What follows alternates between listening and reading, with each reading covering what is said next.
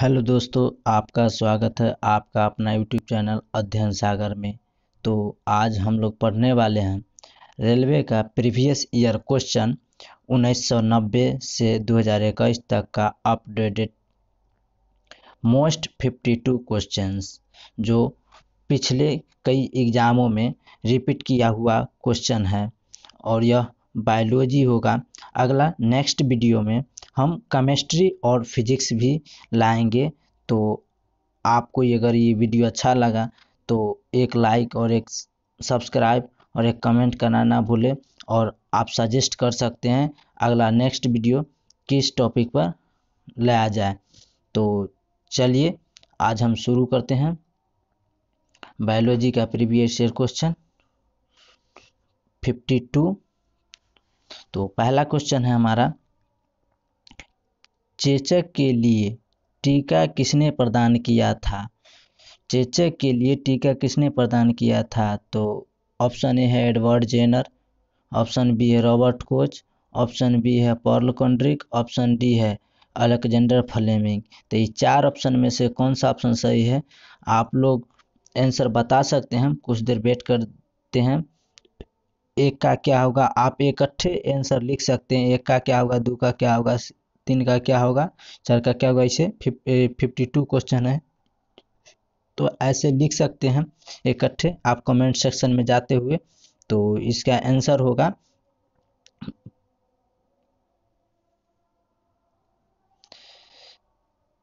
इसका answer option number A होगा। तो चलिए नेक्स्ट क्वेश्चन करते हैं।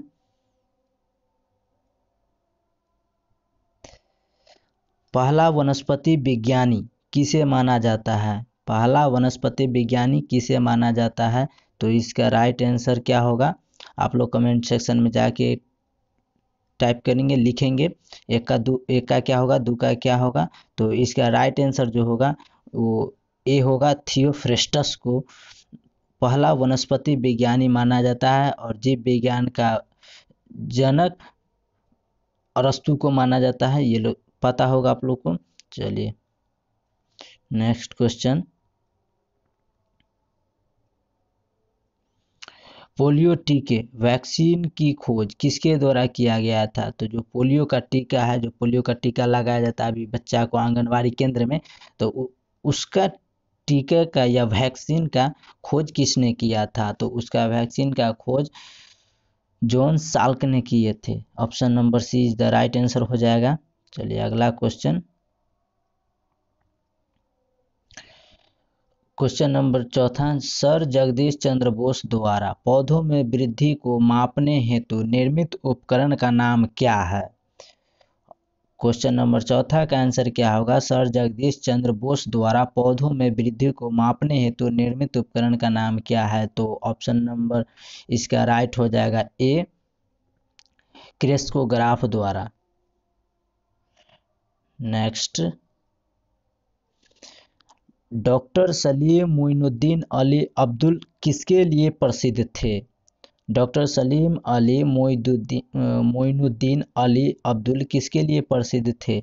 तो इसका राइट आंसर हो जाएगा ए, पक्षी विज्ञानी के लिए डॉक्टर सलीम मोइनुद्दीन अली प्रसिद्ध थे। तो नेक्स्ट क्वेश्चन करते हैं। क्वेश्चन नंबर छठा, वास्तविक चित्रण के आधार पर किसने मानव शरीर की सटीक व्याख्या की थी? वास्तविक चित्रण की यानी कि रियल फिगर के अनुसार उस पर आधारित मानव शरीर की सटीक व्याख्या यानी कि उसके बारे में जानकारी किसने प्रदान किया था? तो इसका राइट आंसर हो जाएगा सिक्स्थ का B, Vesalius. Next question, oral polio vaccine dose के द्वारा विकसित की गई थी। क्वेश्चन है ओरल पोलियो वैक्सीन किसके द्वारा विकसित की गई थी? तो इसका राइट आंसर क्या होगा मित्रों? तो इसका राइट आंसर हो जाएगा सी, अल्बर्ट साबिन द्वारा ओरल पोलियो वैक्सीन का विकसित किया गया था। तो नेक्स्ट क्वेश्चन, किसने सर्वप्रथम पेसमेकर का आविष्कार किया था, जो हृदय की गति को सामान्य करने के में किया जाता है। अगर हृदय का धड़कन स्लो है, जिसे हार्ट अटैक या तेज है, तो उसको सामान्य अवस्था में लाने के लिए पेसमेकर का प्रयोग किया जाता है। तो इसका खोज किसने किया था? तो इसका राइट आंसर हो जाएगा जो होम्स ने पेसमेकर की खोज किया था, जो हृदय की सामान्य गति को लाने में किया जाता है। नेक्स्ट क्वेश्चन, डॉक्टरों के थर्मामीटर का किसने आविष्कार किया था? तो जो होम डॉक्टर होते हैं, झोला छाप डॉक्टर होते हैं, और बड़े बड़े हॉस्पिटल में भी रहता है, तो वो सब जो कान में लगाते हैं और करेजे पर जो रखते हैं, नहीं सॉरी, थर्मामीटर यानी कि हम लोग जो टेम्परेचर शरीर को मापते हैं, जो कितना डिग्री सेल्सियस बुखार है, उसी का खोज किसने किया था? तो इसका राइट आंसर क्या होगा? तो इसका राइट आंसर फ़ारेनहाइट ने किए थे। डॉक्टरों के थर्मामीटर का किसने आविष्कार किया था? तो फ़ारेनहाइट ने किए थे। तो उसको थर्मामीटर यानी कि टेम्परेचर मापते हैं, तो फ़ारेनहाइट डिग्री सेल्सियस इस समय होता है ना, तो फ से फ़ारेनहाइट याद रखेंगे हम लोग। चलिए नेक्स्ट क्वेश्चन, क्वेश्चन नंबर 10वां, इनमें से किस योगदान के लिए एडवर्ड जेनर प्रसिद्ध हैं? तो 4 ऑप्शन दिया हुआ है, इसमें से कौन से योगदान एडवर्ड जेनर साहब ने दिए थे कि वो प्रसिद्ध थे? तो ऑप्शन नंबर 10 का हो जाएगा ए, टीका दिए थे। किसका? तो पोलियो का। आगे पढ़ चुके हैं, तो एडवर्ड जेनर टीका की खोज किए थे पोलियो के। नेक्स्ट क्वेश्चन, एंटोनी वॉन लीeuwenhoek की खोज के लिए प्रसिद्ध है। तो एंटोनी वॉन लीeuwenhoek की डैश की खोज के लिए प्रसिद्ध थे। तो वहाँ एडवर्ड जेनर साहब किसके लिए प्रसिद्ध थे? तो यहाँ एंटोनी वॉन लीeuwenhoek ने किसके लिए प्रसिद्ध हैं? तो इसका राइट आंसर क्या होगा? तो इसको राइट आंसर होगा माइक्रोस्कोप के लिए एंटोनी वॉन लीeuwenhoek ने प्रसिद्ध थे। नेक्स्ट क्वेश्चन, उस क्रिया वैज्ञानिक का नाम क्या है जिसे वर्ष 2010 में परखनली निषेचन तकनीक को आविष्कार हेतु चिकित्सा का नोबेल पुरस्कार प्रदान किया गया था? क्वेश्चन क्या कहता है, फिर से पढ़ लेते हैं। उस क्रिया वैज्ञानिक का नाम क्या है जिसे वर्ष 2010 में, कब? वर्ष 2010 में परखनली निषेचन यानी कि परखनली फर्टिलाइजेशन तकनीक को आविष्कार किए थे हेतु चिकित्सा का नोबेल पुरस्कार प्रदान किया गया था। यानी कि परखनली फर्टिलाइजेशन तकनीक का आविष्कार किए थे, खोज किए थे। तो इसका राइट आंसर क्या होगा मित्रों? तो इसका राइट आंसर हो जाएगा बी, रॉबर्ट एडवर्ड्स ने परखनली निषेचन तकनीक का आविष्कार यानी खोज किए थे। चलिए नेक्स्ट क्वेश्चन करते हैं।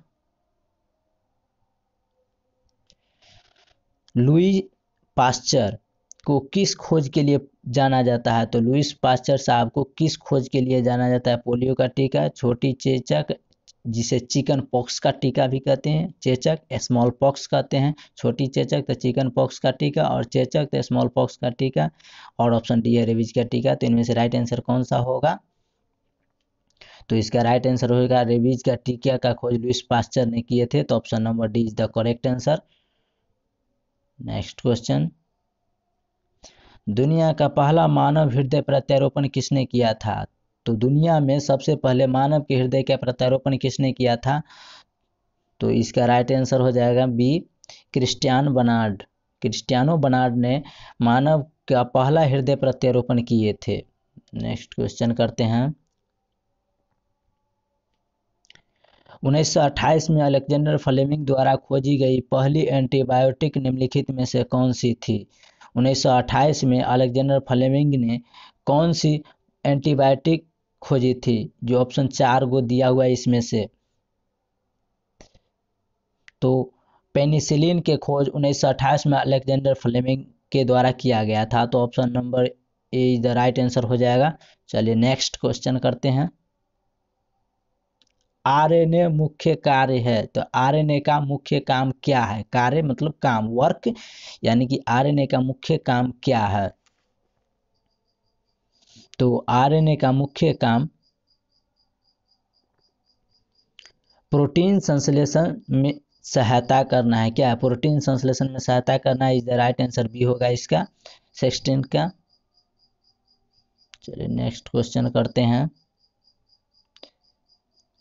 कोशिका प्रकार्यात्मक क्रियाओं का नियंत्रण कौन करता है? कोशिका प्रकार्यात्मक क्रियाओं का यानी कि फंक्शनल क्रियाओं का नियंत्रण कौन करता है? तो इसका राइट आंसर डी होगा, केंद्रक करता है। कौन करता है? तो केंद्रक करता है। नेक्स्ट क्वेश्चन, जीन परिवर्तन किस में होता है? जीन म्यूटेशन किस में होता है?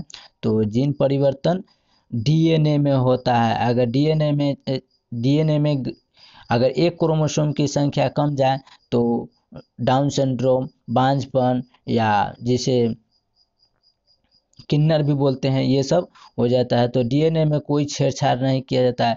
आजकल देखते होंगे कि करेली लौकी बराबर आता है, उसको क्या किया गया है? तो डीएनए में छेड़छाड़। लेकिन भारतीय सरकार द्वारा जंतु और एनिमल दोनों पर रोक लगाया गया है कि नहीं तो मानव का डीएनए निकाल कर जानवर के डीएनए से म्यूटेशन करा सकते हैं और अजीब तरह का आदमी बना सकते हैं। और जानवर का क्रोमोसोम लेकर, डीएनए लेकर और मानव के साथ म्यूटेशन किया जाए तो छेड़छाड़ किया जाएगा तो गजब तरह का आदमी बनेगा। जो क्रिस 3 में दिखाया गया है, वहाँ म्यूटेशन किया गया है। जो क्रिस 3 एक उदाहरण हमारा मूवी हो गया। तो इसका राइट आंसर क्या होगा? डीएनए। तो डीएनए में छेड़छाड़ करने के ही कारण जीन म्यूटेशन यानी परिवर्तन होता है कुछ भी। ठीक है, तो चलिए नेक्स्ट क्वेश्चन करते हैं। निम्नलिखित में से कौन सा कोशिकांग केवल पशु कोशिकाओं में पाया जाता है? तो इनमें से 4 ऑप्शन दिया हुआ है, इसमें से कौन सा ऐसा कोशिकांग है जो केवल पशु में पाया जाता है, जानवर यानी एनिमल में पाया जाता है? तो इसका राइट आंसर क्या होगा? ए होगा, lysosome. Golgi body, centrosome, ribosome नहीं, लाइसोसोम होगा इसका राइट आंसर। चलिए नेक्स्ट क्वेश्चन करते हैं। आत्महत्या की थैली किसे कहा जाता है? तो आप अगर ऊपर से ध्यानपूर्वक वीडियो देखते होंगे या पढ़ते होंगे तो इसका राइट आंसर मार सकते हैं आप लोग आसानी पूर्वक। तो इसका राइट आंसर हो जाएगा क्या? सी होगा, लाइसोसोम। आत्महत्या की थैली किसे कहते हैं? तो लाइसोसोम को आत्महत्या की थैली कहते हैं। अगर कोई कोशिका अगर काम ठीक से नहीं करता है तो लाइसोसोम खुद से फट कर और वो कोशिका को नष्ट कर देता है। कौन? लाइसोसोम करता है। चलिए नेक्स्ट क्वेश्चन करते हैं। वनस्पति कोशिका तथा प्राणी कोशिका का अंतर किसकी उपस्थिति से स्पष्ट होता है? तो वनस्पति कोशिका यानी कि बोटनी और प्राणी कोशिका यानी कि जूलॉजी का अंतर किसकी उपस्थिति से स्पष्ट होता है कि यह बोटनी है, यह जूलॉजी है, यह वनस्पति विज्ञान है, यह प्राणी कोशिका यानी कि बायोलॉजी विज्ञान है। तो किसके अंतर से? तो चलिए इसके बारे में पढ़ते हैं। तो इसका राइट आंसर हो जाएगा कोशिका भित्ति के कारण, क्योंकि कोशिका भित्ति वनस्पति कोशिका में पाया जाता है और प्राणी कोशिका में नहीं। यानी कि ऐसे बोल सकते हैं कोशिका भित्ति पेड़ पौधे यानी प्लांट में पाया जाता है, हम लोग में कोशिका भित्ति नहीं पाया जाता है। तो हम लोग में कोशिका भित्ति पाया जाता है तो उसी पेड़ की तरह कड़वा होता हमारा शरीर। चलिए नेक्स्ट क्वेश्चन करते हैं। किस कोशिकाओं को कोशिका का मास्टर कहा जाता है? तो ऑप्शन 4 दिया हुआ है, इनमें से कौन सी कोशिका है जिसे मास्टर कहा जाता है? यानी मास्टर का हिंदी में बोले तो मालिक कहा जाता है। तो इसका राइट आंसर क्या होगा? डी, नाभिक को कहते हैं मास्टर। कोशिकाओं को कोशिका का मास्टर कहते हैं नाभिक को यानी कि न्यूक्लियस को। चलिए नेक्स्ट क्वेश्चन। कोशिका के चारों अवयवों में से उस कोशिका को पहचानिए। सुनिए ध्यानपूर्वक। कोशिका के चारों अवयवों में से उस कोशिका को पहचानिए जो पौधों के कोशिकाओं में पाया जाता है किंतु जानवर की कोशिकाओं में नहीं पाया जाता है। सेम उसी तरह पिछला क्वेश्चन था, जो पहचानना है कि कौन कोई जंतु कोशिका में पाया जाता है और कौन प्लांट कोशिका में पाया जाता है। प्लांट सेल में पाया जाता है कौन? बायोलॉजी यानी जूलॉजी सेल में पाया जाता है। तो इसका राइट आंसर क्या होगा? तो इसका राइट आंसर होगा लवक, यानी कि ऑप्शन नंबर डी। चलिए नेक्स्ट क्वेश्चन। एक पशु के शरीर की सबसे बड़ी कोशिका इनमें से कौन है? तो एक पशु के शरीर की सबसे बड़ी कोशिका कौन हो सकता है? तो ऑप्शन के अनुसार हम देखेंगे तो इसमें हो जाएगा इसका राइट आंसर बी, न्यूरॉन। एक पशु के सबसे बड़ी कोशिका न्यूरॉन हो जाता है। चलिए नेक्स्ट क्वेश्चन। राइबोसोम का मुख्य कार्य यानी राइबोसोम का मुख्य काम क्या है? तो राइबोसोम का मुख्य काम प्रोटीन संश्लेषण करना है, और ऊपर पढ़े हैं आरएनए का मुख्य काम क्या है? तो प्रोटीन संश्लेषण, क्योंकि प्रकाश संश्लेषण तो पेड़ पौधा में होता है। चलिए नेक्स्ट क्वेश्चन। निम्नलिखित में से अर्धसूत्रण के लिए कौन सा कथन सत्य नहीं है? निम्नलिखित में से कौन से अर्धसूत्रण के लिए इनमें से सही नहीं है? गलत हमको चुनना है। तो चलिए ऑप्शन पढ़ते हैं, ऑप्शन देखते हैं।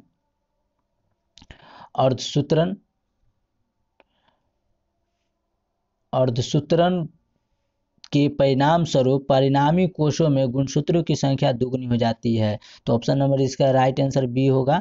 अर्धसूत्रण के परिणाम स्वरूप परिणामी कोषों में गुणसूत्रों की संख्या दुगनी हो जाती है। तो इसका राइट आंसर क्या होगा? बी होगा। अर्धसूत्रण के परिणाम स्वरूप परिणामी कोषों में गुणसूत्रों की संख्या दुगनी हो जाती है। ऑप्शन बहुत बड़ा था। चलिए नेक्स्ट क्वेश्चन करते हैं। एक कोशिका साइटोप्लाज्म में जिस झिल्ली से जुड़ी रहती है वह क्या है? यानी कि एक कोशिका साइटोप्लाज्म में जिस झिल्ली से जुड़ी रहती है उसका नाम बताना है। तो क्या है इसका राइट आंसर? तो इसका राइट आंसर होगा प्लाज्मा झिल्ली से कोशिका साइटोप्लाज्म जुड़ा रहता है, प्लाज्मा झिल्ली से। चलिए नेक्स्ट क्वेश्चन। निम्नलिखित में से किस कोशिकांग को कोशिका का प्रोटीन कारखाना कहा जाता है? तो इनमें से कौन सा ऐसा ऑप्शन सही है जो कोशिकांग के कोशिका का प्रोटीन का कारखाना यानी कि फैक्ट्री कहा जाता है? तो इसका राइट आंसर क्या होगा? इसका राइट आंसर डी हो जाएगा। राइबोसोम को फैक्ट्री कहा जाता है, प्रोटीन का, कोशिका के प्रोटीन का फैक्ट्री कहा जाता है, यानी कारखाना कहा जाता है हिंदी में कहे तो। चलिए नेक्स्ट क्वेश्चन करते हैं। निम्नलिखित में से हरगोविंद खुराना को किस आविष्कार के लिए सम्मानित किया गया था? तो हरगोविंद खुराना जो हमारे भारतीय वैज्ञानिक थे, तो इनको किसके लिए सम्मानित किया गया था? तो इसका राइट आंसर बी होगा। प्रोटीन संश्लेषण के लिए इन्हें सम्मानित किया गया था। नेक्स्ट क्वेश्चन करते हैं। जीवन की मूलभूत इकाई यानी यूनिट क्या है? तो जीवन की मूलभूत यानी कि सबसे इम्पोर्टेंट में ऑप्शन के अनुसार, हम बायोलॉजी पूरा नहीं पढ़ रहे हैं, पूरा डिटेल्स में ऑप्शन के अनुसार हम चूज करेंगे। तो जीवन की मूलभूत इकाई क्या है इनमें से? तो 4 ऑप्शन दिया हुआ है, इनमें से कौन सा है जो जीवन की हमारे लिए महत्वपूर्ण है? तो इसका राइट आंसर हो जाएगा ए, कोशिका।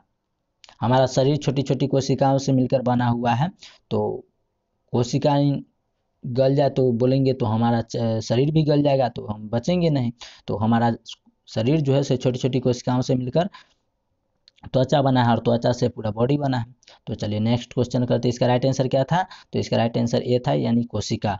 चलिए नेक्स्ट क्वेश्चन। सजीवों की क्या पहचान है? यानी कि सजीव और निर्जीव, तो इस सजीवों की क्या पहचान है कि यह सजीव ही हैं? तो इसका राइट आंसर क्या होगा? तो इसका राइट आंसर होगा ये सभी, यानी श्वसन, प्रजनन, रक्त संचरण। क्योंकि पेड़ पौधा में रक्त संचरण होता ही नहीं, प्लांट सेल में प्रजनन उसमें होता ही नहीं, और श्वसन श्वसन तो होता है, प्रजनन होता है, लेकिन रक्त परिसंचरण होता है नहीं, उसमें रक्त पाया ही नहीं जाता। उसको जो लाशा टाइप का निकलता है उसका दूध जो अब होता है अवशेषी पदार्थ होता है, वो जो निकलता है सो। तो इसका राइट आंसर क्या होगा? 31 का। तो 31 का डी होगा, यानी कि ये सभी ऑल ऑफ देम, श्वसन, प्रजनन, रक्त संचरण। तो चलिए नेक्स्ट क्वेश्चन। किसी कोशिका में मौजूद सबसे बड़ा कोशिकांग कौन सा है? यानी कि कोई भी कोशिका में मौजूद सबसे बड़ा कोशिकांग इनमें से कौन सा है? तो 32 का राइट आंसर क्या होगा? बी, यानी नाभिक जो होता है सो मौजूद सबसे बड़ा कोशिकांग है कोशिका में। तो इसका राइट आंसर क्या होगा? बी। चलिए नेक्स्ट क्वेश्चन करते हैं। शरीर में लगी चोट की मरम्मत के लिए किस प्रकार के सेल विभाजन का प्रयोग किया जाता है? यानी कि शरीर में अगर कहीं गहरा चोट लग जाए, जहाँ जो चोट लगने पर काला टाइप का हो जाता है हमारा त्वचा, तो उसको मरम्मत के लिए यानी कि विभाजन के लिए किसका प्रयोग किया जाता है इसमें? तो इसमें केवल समसूत्रण का प्रयोग किया जाता है। हमारे कोशिका विभाजन यानी कि वहाँ ठीक होने के लिए केवल समसूत्रण का प्रयोग किया जाता है। चलिए नेक्स्ट क्वेश्चन करते हैं। किसके द्वारा आनुवंशिकता के विज्ञान को आनुवंशिकी यानी कि जेनेटिक्स कहा गया है? तो इसका राइट आंसर तो आप लोग मार चुके होंगे पहले ही। तो इसका राइट आंसर क्या होगा? 34 का। तो इनमें से कोई नहीं है, गलती नहीं मारिएगा आप लोग, इनमें से कोई नहीं है। किसके द्वारा आनुवंशिकता के जनन को आनुवंशिकी जेनेटिक्स कहा गया है? तो इनमें से कोई नहीं है। इसका राइट आंसर क्या होगा? ई। चलिए नेक्स्ट क्वेश्चन करते हैं यानी अगला। निम्नलिखित में से किसने यह मूल अवधारणा प्रस्तुत की थी कि सभी जीव कोशिकाओं से बने हुए हैं? तो इनमें से कौन से ऐसे वैज्ञानिक हैं जिन्होंने बताया था कि सभी जीव कोशिकाओं से बने हुए हैं? तो इसका राइट आंसर क्या होगा? डी, यानी कि टी स्वान ने बताए थे। डी इसका राइट आंसर हो जाएगा। तो देखते हैं डी, वन मिनट, डी यानी कि एम जे स्लाइडेन और टी स्वान ने, दो वैज्ञानिक थे, एम जे स्लाइडेन और टी स्वान ने बताए थे कि सभी जीवों का शरीर जो है सो कोशिकाओं से बना है। तो इसका राइट आंसर हो जाएगा डी, एम जे स्लाइडेन और टी स्वान ने। तो चलिए नेक्स्ट क्वेश्चन करते हैं। सेलुलर और मॉलिक्यूलर जीव विज्ञान का केंद्र स्थित है कहाँ है? पूछ रहा है कि सेलुलर और मॉलिक्यूलर जीव विज्ञान का केंद्र कहाँ है, स्थित है, कौन से शहर में, कौन से राजधानी में? तो ऑप्शन के अनुसार, ये ऑप्शन में जो दिया हुआ है, ऐसा नहीं कि जो ऑप्शन में नहीं है हम बता दें कहीं और, तो ऑप्शन के अनुसार हम चलेंगे। तो इसका राइट आंसर क्या हो जाएगा? तो इसका राइट आंसर होगा हैदराबाद में। सेलुलर और मॉलिक्यूलर जीव विज्ञान का केंद्र स्थित कहाँ है? हैदराबाद। और फिंगरप्रिंट का जो लैब है वो कहाँ है? हैदराबाद में भी है। तो चलिए अगला क्वेश्चन करते हैं। प्रोटीन के निर्माण में आधारभूत इकाई डैश होते हैं? तो प्रोटीन के निर्माण में आधारभूत इकाई कौन होते हैं? तो इसका राइट आंसर हो जाएगा ए, एमिनो अम्ल जो है सो प्रोटीन के निर्माण में आधारभूत इकाई हैं। Option number A is the correct answer. अगला क्वेश्चन।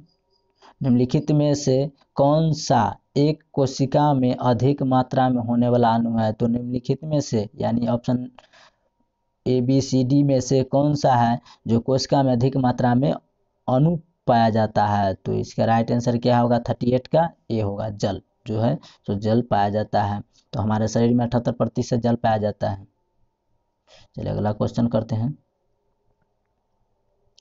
पौधों में पाया जाने वाला नीला, बैंगनी या लाल क्लेवोनाइड वर्ण किसकी उपस्थिति के कारण होता है? तो इसका राइट होगा आंसर, पौधों में पाया जाने वाला नीला, बैंगनी या लाल फ्लेवोनाइड वर्ण किसकी उपस्थिति के कारण होता है? तो एंथ्रोसाइनिन के कारण होता है। नेक्स्ट क्वेश्चन करते हैं अगला। प्रोटीन बनने के लिए अमीनो अम्ल आवश्यक होते हैं, यानी कि प्रोटीन बनने के लिए कितने अमीनो अम्ल की आवश्यकता होती है एक प्रोटीन बनने में? तो 20 अमीनो अम्ल यानी कि एसिड की आवश्यकता होती है। तो 20 एसिड की आवश्यकता हमारे प्रोटीन बनाने के लिए होता है। चलिए अगला क्वेश्चन करते हैं। निम्नलिखित में से कौन सा घटक पत्तियों को हरा रंग प्रदान करता है? तो ये तो आंसर आसान है, आप लोग टिक कर चुके होंगे पहले। तो इसका राइट आंसर हो जाएगा क्या? क्लोरोफिल के कारण ही पत्ती हरा रंग प्रदान करता है। और इसमें क्या पाया जाता है? मैग्नीशियम। चलिए नेक्स्ट क्वेश्चन। निम्न को सुमेलित कर यानी इनमें मिलाना है, जो कौन सा किसका सही होगा? तो चलिए इसको मिलाते हैं।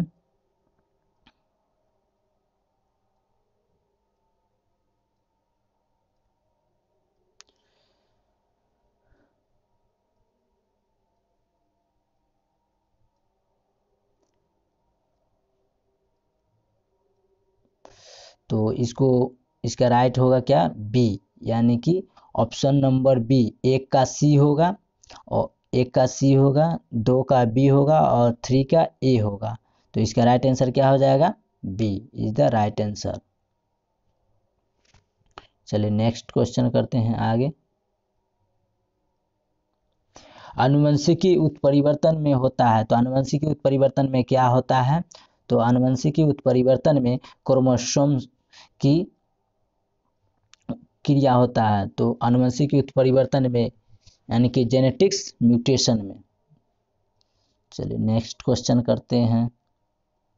Centre for DNA fingerprint and diagnostic अवस्थित है। इसको शॉर्ट में CDFD कहते हैं। Centre for DNA fingerprint and diagnostic अवस्थित कहाँ है, तो इसका राइट आंसर हो जाएगा ए, हैदराबाद में ही डीएनए क्या जो फिंगरप्रिंट का लैब है, जांच किया जाता है।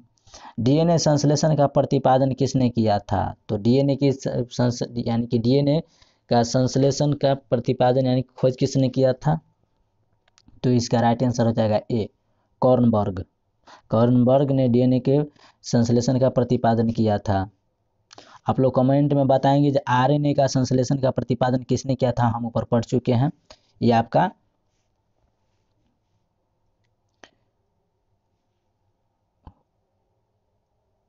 अगला क्वेश्चन करते हैं।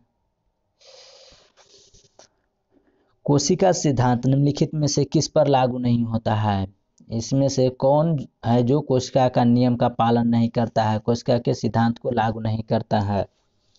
हमारे घर परिवार में एक आध ऐसा बच्चा होता है ना जो बड़ों का बात नहीं मानते हैं, तो इसी तरह इनमें से कौन है जो कोशिका सिद्धांत का नियम का फॉलो नहीं करता है, पालन नहीं करता है, तो इसका राइट आंसर क्या होगा, विषाणु। विषाणु जो है सो कोशिका सिद्धांत का पालन नहीं करता है। अगर कोशिका सिद्धांत का पालन करता तो कोरोना वायरस समझ जाता है, क्योंकि पूरा दुनिया को तबाह करके रख चुका है। एमिनो अम्ल मिलते हैं, एमिनो अम्ल कहाँ मिलते हैं, तो इसका राइट आंसर क्या होगा, तो इसका राइट आंसर होगा डी, प्रोटीन में एमिनो अम्ल मिलते हैं। चलिए नेक्स्ट क्वेश्चन करते हैं। सूत्री विभाजन के चरण का नाम बताइए जिसके दौरान विभाजित सेल के गुणसूत्र मध्य रेखा पर स्थित होते हैं। सूत्री विभाजन के चरण का नाम बताइए जिसके द्वारा विभाजित सेल के गुणसूत्र यानी मध्य रेखा पर स्थित यानी कि बीच में स्थित होता है, तो इसका राइट आंसर क्या होगा, सी, मेटाफेज। अगला क्वेश्चन करते हैं। निम्नलिखित में कौन सा अंग पादप कोशिका में पाया जाता है लेकिन किंतु पशु कोशिका में नहीं पाया जाता है, तो हम लोग को बताना है जो कौन एनिमल सेल में पाया जाता है और कौन प्लांट सेल में पाया जाता है। यानी एनिमल सेल में नहीं पाया जाता है, यानी पादप सेल में पाया जाता है, यानी प्लांट सेल में पाया जाता है और एनिमल सेल में नहीं पाया जाता है, तो इसका राइट आंसर क्या होगा, 49 का ए, क्लोरोप्लास्ट जो है सो एनिमल सेल में पाया नहीं जाता है बट प्लांट सेल में पाया जाता है, यानी कि जंतु कोशिका में, हम लोग में, जानवर में क्लोरोप्लास्ट नहीं पाया जाता है। एंडोप्लाज्मिक रेटिकुलम पाया ही जाता है, माइटोकॉन्ड्रिया जिसे पावर हाउस कहते हैं, और राइबोसोम तो पाया ही जाता है। चलिए नेक्स्ट क्वेश्चन करते हैं। निम्नलिखित में से कौन सा शरीर के ऊतकों की वृद्धि, विकास व सुधार के लिए महत्वपूर्ण है, तो इनमें से कौन सा ऑप्शन सही है जो शरीर के ऊतकों की वृद्धि, विकास व सुधार के लिए महत्वपूर्ण है, तो इसका राइट आंसर क्या होगा, तो इसका राइट आंसर होगा प्रोटीन। प्रोटीन हमारे शरीर को वृद्धि और विकास के लिए बहुत महत्वपूर्ण होता है। इसको बच्चों की काफ़ी आवश्यकता होता है इसका, और बूढ़े लोगों के यानी कि बाबा लोगों की बहुत आवश्यक होता है प्रोटीन की। प्रोटीन की कमी से ही वसा की कमी होता है जो हमारे शरीर पर झुर्रियाँ पड़ने लगती है। चलिए नेक्स्ट क्वेश्चन करते हैं। पौधों में कोशिका भित्ति का निर्माण करने वाले जटिल कार्बोहाइड्रेट को क्या कहा जाता है, जो पौधों में जो है सो कोशिका भित्ति यानी कि कारा टाइप का होता है ना, तो उसका कार्बोहाइड्रेट यानी कि जटिल कार्बोहाइड्रेट को क्या कहा जाता है, उसको क्या कहते हैं, तो इसका राइट आंसर होगा बी, सेलुलोज। सेलुलोज जो होगा सो कोशिका भित्ति का निर्माण करने वाले जटिल कार्बोहाइड्रेट को कहा जाता है। जो हमारा पेपर यानी कि कॉपी जो होता है, किताब का जो पेज होता है, वो सब क्या चीज़ का बनाता है? सेलुलोज का। हमारा कपड़ा क्या चीज़ का बनाता है? तो सेलुलोज का। चलिए नेक्स्ट क्वेश्चन करते हैं, और यह लास्ट क्वेश्चन है। जंतु कोशिका पादप कोशिका से भिन्न होती है क्योंकि उसमें क्या है? तो हम लोग को बताना है कि जंतु कोशिका पादप कोशिका से भिन्न यानी कि दोनों में क्या अंतर है जो दोनों अलग दिखता है। और ऑप्शन के अनुसार तो ऑप्शन ए में है कोशिका भित्ति नहीं होती है, ऑप्शन बी में है हरित लवक नहीं होती, ऑप्शन सी में है तारक केंद्रक होते हैं, ऑप्शन डी में हीमोग्लोबिन होते हैं। इसका राइट आंसर क्या होगा? तो इसका राइट आंसर हो जाएगा ई, उपयुक्त सभी।